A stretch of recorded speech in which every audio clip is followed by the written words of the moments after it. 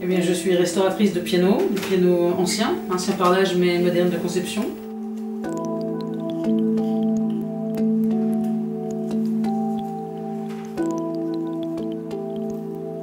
Et je pérennise une entreprise de plus de 100 ans, qui a été établie à Paris en 1902 par Paul et Louis Balleroux.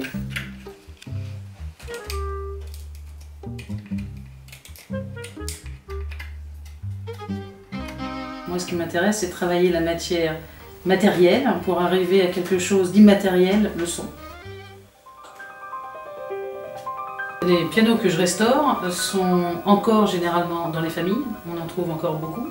Ce sont des instruments qui vont donc de 1800-1830 jusqu'à la dernière guerre mondiale. Je ne restaure pas de piano après-guerre.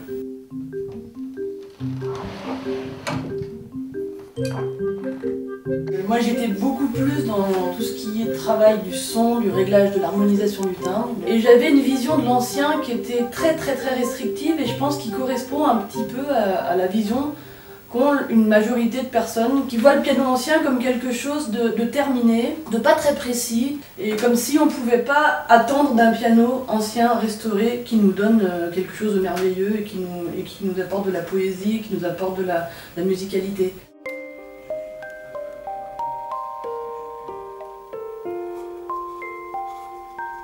Le type de restauration qu'on fait, c'est revenir le plus possible à l'état d'origine.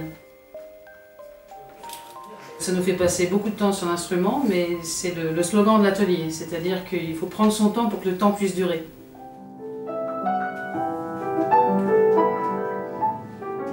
Moi, je ne suis qu'un transmetteur de ce patrimoine, puisque celui qui a très bien fait le travail au départ, c'est le facteur. Ce sont des pianos qui ont vécu beaucoup de choses dans leur vie, une guerre, deux guerres, trois guerres, et qui sont toujours là, malgré tout, parce qu'ils ont été bien fabriqués. Et donc c'est mon travail, moi, de réparateur, de restaurateur, d'essayer de restaurer tout ça au mieux pour que le piano puisse continuer sa vie. Quand elle a fait toute la restauration du piano, je suis sur les dernières heures de la préparation et au moment où le son va se révéler. J'ai compris que la matière que j'avais entre les mains, qui était restaurée par Sylvie, avait quelque chose de vraiment supérieur à ce que j'avais vu en restauration jusqu'à sa rencontre.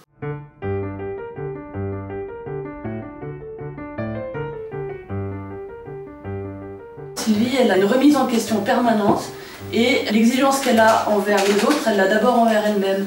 Et je pense, enfin, à mon sens, c'est la seule personne que je connais qui a ces qualités-là et qui est capable de transmettre en plus.